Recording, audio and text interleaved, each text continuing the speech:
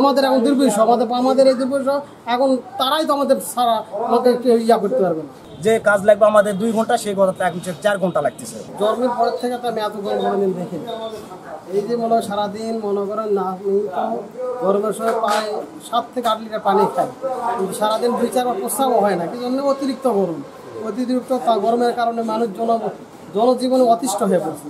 এর মধ্যে তো মনে করেন যে লোডশেডিংয়ের কারণে রাতে না পারি ঘুমাইতে, না পারি মনে করেন যে বাচ্চারা লেখাপড়া করতে, না পারি নিজের ব্যবসা বাণিজ্য ঠিকমত পরিচালনা করতে, খুব সমস্যা। বাসায় গেলে বাসার তো এমনি রোদের কারণে মনে করেন যে পাকা ছাদ থেকে রোদের যে একটা নামে রাতের মধ্যে, রাতের মধ্যে 2-4 বার করে কারেন্ট নাই, এবং মনে করেন যে 2 ঘন্টা 4 ঘন্টা পর্যন্ত কারেন্ট থাকে না। আমরা যে স্বাস্থ্যের মধ্যে সুস্থভাবে একটু ঘুমাবো, একটু বিশ্রাম করবো, সে পরিহার বর্তমান বাংলাদেশের মধ্যে খুঁজে পাওয়া খুব মুশকিল। এখন বর্তমান মাথা পিছু হয়তো খুব কম, তারপরেও জনজীবন চলতে হিমশিম খাচ্ছে। এর মধ্যে মনে করেন যে আমরা কারেন্ট বৈদ্যুতিক যে বিলটা জ্বালাই, সেটা তো আমরা পরিশোধ অবশ্যই করি, এবং না করলে 1 মাস 2 মাসের মধ্যে তারা কিন্তু আমাদের লাইন ঠিকই কেটে দেয়। কিন্তু এই যে আমাদের বিল বাকি নাই, অথচ তাদের মনে করেন যে হাজার হাজার কোটি টাকা তারা বাকি রাখছে, এটা তার মানে আমাদের সুষ্ঠু একটা চাই, সমাধান চাই। আমাদের টাকাতে আমরা তো ঠিকই পড়তেছি, কিন্তু আমরা সে ফ্যাসিলিটি এখন থেকে বঞ্চিত হচ্ছি। আমাদের এখন দুর্বিষ, আমাদের এই দুর্বিষ এখন তারাই তো আমাদের সারা আমাদের করতে পারবে না। আমরা চাই যেন অতি শীঘ্র যেন কোনো সমস্যার সমাধানগুলো যেন অতি বিলম্বে সমাধান করা যায়। গরমের কারণে মানুষের জনমনের মধ্যে অশান্তি একটা আছে, আর তার মধ্যে মনে করেন এই বিদ্যুৎ লোডশেডিংয়ের কারণে মনে করেন আরও জনগণ অস্থির হয়ে উঠছে।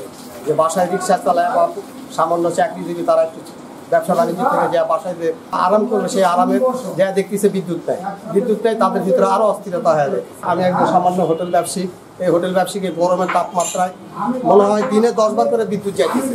10 বারে থাকতেছে হয়তো আধা ঘন্টা, যাইতেছে হয়তো 1 ঘন্টা পর আসতেছে। এরকম জনমনে মানুষের অস্থির হয়ে উঠছে, খাওয়া দাওয়া করতে পারতেছে না। মানুষ গরমের জন্য আসা, ফ্যানের কোনো আওয়াজ পাইতেছে না, গরমের জন্য খাওয়া করতে পারতেছে না। তো আশা করি এই গোলযোগ থেকে সরকার আমাদেরকে অতি শীঘ্রই সুব্যবস্থা করুক। আমরা সবাই চাই সুষ্ঠুভাবে থাকতে, শান্তিভাবে থাকতে। স্কুল, কলেজ, বিশ্ববিদ্যালয়, বিভিন্ন প্রতিষ্ঠানে যারা চাকরি করেন বা যান, তারাও কিন্তু একটা এই তীব্র গরমের কারণে কিন্তু পরিস্থিতি একেবারে খারাপ হয়ে গেছে। তো এর মাঝে কিন্তু আবার যোগ হয়েছে যে বিদ্যুতের লোডশেডিং। তো ঘন ঘন লোডশেডিংয়ের কারণে কিন্তু জনজীবনে একেবারেই নাজুক অবস্থা হয়ে গেছে। সময়টা ভালো কাটছে না, আমাদের যেভাবে আগে কাজ করতাম ওভাবে কাজ করা যাচ্ছে না।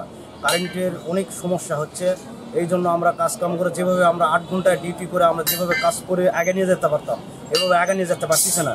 1 ঘন্টা কারেন্ট থাকলে 2 ঘন্টা কারেন্ট থাকতেছে না, এর জন্য আমাকে কাজ করা খুব কষ্ট হচ্ছে। যে আমাদের টার্গেট যে এক সপ্তাহে মাল উঠাইবো, সে মাল আমরা 15 দিনে উঠাইতে আমাদের অনেক কষ্ট হচ্ছে কারেন্টের শুধু জন্যই। কারণ আমার কারেন্টেরই কাজ, সব মিশিংয়ের কাজ। মিশিং হলে আমার এখন সব আধুনিক হয়েছে, এই জন্য সব মিশিংয়ের কাজ করে, মিশিংয়ের কাজ ছাড়া হয় না।